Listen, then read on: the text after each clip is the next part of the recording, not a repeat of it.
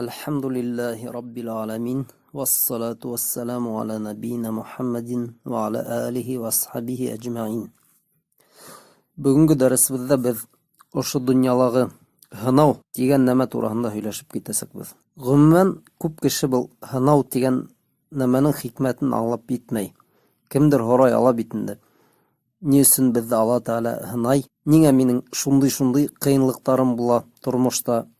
Теге кешенең бөтә эшләре еңел генә бара, бернинди дә кыенлык күрмәй, һәм шуга охшаш һораулар. Иншалла, ошо дәресте тыңлап үткәндән һуң һезнең күп кенә һорауларыгызга җавапларыгыз табылыр дип уйлыйм. Иң тәүдә шуны аңлар кирәк.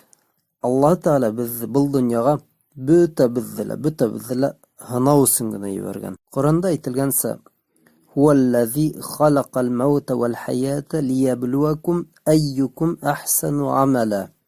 Алла Таала ул шул ки, кем үлемде һәм яшәүде, кемегез эшләре менән яхшырак булуын һынау өчен яратты. Димәк, безнең бөтә яшәешебез, хатта үлемебез дә ана шул һынау өчен. Ошо һынаулардан без бөтәбез дә үтәргә тиешбез. Әгәр Алла Таала ул һынаулардан кемдилер һаклап калырга булһа иде, ул пәйгамбәрләрне һаклап алыр иде. Ләкин пәйгамбәрләрнең тарихын укып карасагыз, улар да нинди генә һынаудар аша үтмәгән.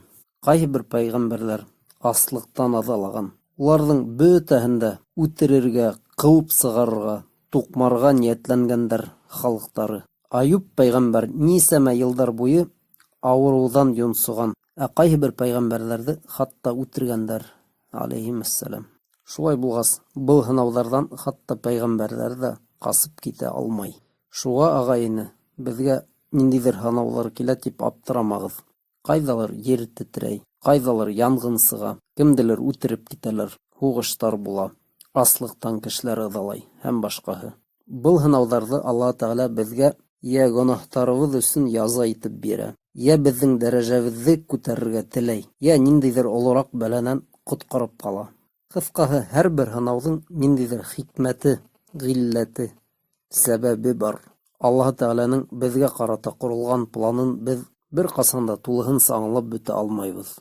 Гомумән, кеше ошо үзенең яшәгән көндәрен, үзенең генә проблемаларын, үзенең генә тормышын кайгырта бит инде. Кайбер ата-әсәләр: нигә безнең балабыз ошолай авыру булып тыуды икән дип кайгыралар. Кем белә, бәлки ошо авыру аркаһында ошо малай я кыз ниндидер галим булып китер. Әйтәйек, ошо авыруды өйрәнеп, киләсәктә уга каршы ниндидер дава, шифа табыр. Меңәрләгән, бәлки миллионлаган кешеләрне коткарыр. Ләкин әлеге көндә уның ата-әсәһе ошо балаларының авыруын ниндидер куркыныс, һынау, Алла Тәгаләнән килгән яза һымак итеп күрәлер бәлки. Киләсәктә был авыру ниндидер зур асыштың сәбәбе буласак. Шулай итеп, ул һынаударның хикмәте була. Әле генә әйткәнек, Алла Таала хатта пәйгамбәрләрен һынай дип. Һынай гына ла түгел, Алла Таала пәйгамбәрләренә иң зур һынаулар бирә. Һәм уның шундый кануны бар: әгәр кешенең иманы ныграк булһа, ул кешенең һынаулары ла ныграк, катырак буласак.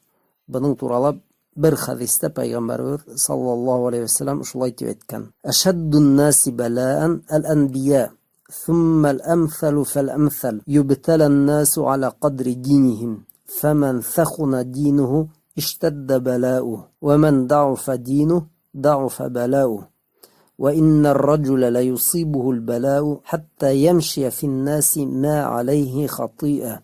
Тәрҗемәһе: иң каты һынауҙарҙы пәйғәмбәрҙәр үтә, шунан нығыраҡ һәм нығыраҡ, йәғни нығыраҡ кешеләргә ныгырак һынауҙар килә.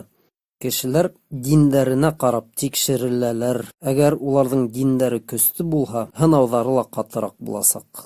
Кемдең дине көсһөҙөрәк, уның һынауы ла йомшағыраҡ буласаҡ. Кеше ошо һынауҙарға дусар булыуынан туҡтамаҫ. Хатта бер көн ул кешеләр араһына килеп сығыр һәм уның өҫтөндә бер гонаһ та ҡалмаҫ. Әйтәйек, кемдер оҙаҡ йылдар буйы өйөндә ауырып ятты ти. Һынау бит инде. Шулай итеп, Алла Таала уны һынай, һәм бәлки бер көн йүнәлеп килеп сығыр. Әлбиттә, без уның ғәмәл дәфтәрен күрә алмайбыҙ. Ләкин кем белә, бәлки ошо ауырыуы арҡаһында уның өҫтөндә бер гонаһ та ҡалмағандыр. Теге дөньяга гөнаһһыҙ китеү ысынлап та ҙур бәхет. Бына шундай Алла Тәғәләнең бер ҡануны бар. Алла Тәғәләнең ҡанунына сүннәтулла тиҙәр. Алла Тәғәләнең сүннәте. Һәм был сүннәт буйынса кеше ни тиклем исламда ныҡ булһа, шул тиклем уның һынауҙары ла ҡаты буласаҡ. Алла Тәғәлә ошо һынауҙарҙа ҡаты торорға яҙһын. Бәлки кемдер әйтер: ярай, минең динем ныҡ булмаһын, миңә һынауҙар кәрәкмәй. Ләкин улай ғына еңел түгел шул. Һынауҙар кешеләрҙе таҙарта. Теге донъяға ҡиәмәт көнөнә тиклем гонаһтарҙан таҙарынмай барһаҡ, беҙгә әхирәттә яуап тотоуы күпкә ҡыйыныраҡ буласаҡ. Шуға таҙаранырға теләһәк, ошо донъяла таҙарыныуыбыҙ хәйерлерәк. Тағы бер хәҙистә Пәйғәмбәребеҙ саллаллаху алейһи ва сәлләм әйткән: «Иҙа әхәббә Аллаһу ҡауман ибтәләһум». Әгәр Алла Тәғәлә ниндәйҙер кешеләрҙе яратһа, йәғни һөйһә, уларҙы һынаясаҡ. Шуға ниндәйҙер һынау килгән ваҡытта ошо хәҙисте иҫегеҙҙә тотоғоҙ, ҡәрҙәштәр. Һеҙҙе бит Алла Тәғәлә күрә алмағандан түгел, киреһенсә һөйөүе арҡаһында һынауы бар. Әйтәйек, кемделер Алла Тәғәлә ике күҙһеҙ ҡалдыра һәм кеше һуҡыр булып йәшәй. Бының турала ла Пәйғәмбәребеҙ саллаллаху алейһи ва сәлләм әйткән: әгәр Алла Тәғәлә кешенең ике күҙен тартып алған икән, һәм был кеше сабыр итеп йәшәһә, уға мотлаҡ рәүештә йәннәт буласаҡ. Тағы бер хәҙистә Пәйғәмбәребеҙ саллаллаху алейһи ва сәлләм әйтә: бөйөк сауап бөйөк һынауҙар арҡаһында яҙыла. Һәм кешенең тәненә бәләкәй генә сүп ҡаҙалғанда ла Алла Тәғәлә бының арҡылы шул кешенең ниндәйҙер бер гонаһын ғәфү итә. Шуға һәр ваҡыт сабыр итәйек, ағайыны. Әгәр бәләкәй генә һынау арҡаһында ла беҙҙең гонаһтарыбыҙ юйылып бара икән, күҙ алдығыҙға килтерегеҙ, ҙур һынауҙар арҡаһында беҙгә ни тиклем сауаптар яҙылып бара икән. Кемдер шундай һорау бирә алыр: ни өсөн бына был донъяла ҡайһы бер кешеләр иман тураһында, Алла Тәғәлә тураһында, йәннәт, йәһәннәм тураһында уйлап та бирмәй, ләкин Алла Тәғәлә уларға байлыҡтар, ниғмәттәр яуҙырып ҡына тора. Ысынлап та ундай кешеләр күп. Улар тураһында Пәйғәмбәребеҙ саллаллаху алейһи ва сәлләм шулай тигән: «Ләү кәнәти дунья тәғдилу инда Аллаһи җанаха бәғуда ма сақа кафиран минһа шурбата ма». Әгәр ошо донъя Аллаһы Тәғәлә өсөн бер серекәй ҡанатындай ғына ла ҡәҙерле булһа, ул кафырға бер йотом һыу ҙа эсермәҫ ине. Алла Тәғәлә күп кафырҙарға төрлө ниғмәттәр бирә. Ни өсөн? Сөнки ысынбарлыҡта был донъяның бер ниндәй ҙә ҡиммәте юҡ. Һәм был кафырҙар ниндәйҙер ҡыҫҡа ғына ваҡыт бер йотом һыу түгел, бәлки миллиардлаған долларҙар менән ҡулланып ҡала бит инде.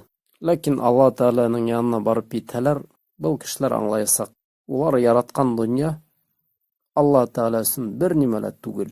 Бер хотбәлә әйткәйнек бит инде: бөтөн был донъя йәннәттең бер генә метрына ла тиң түгел.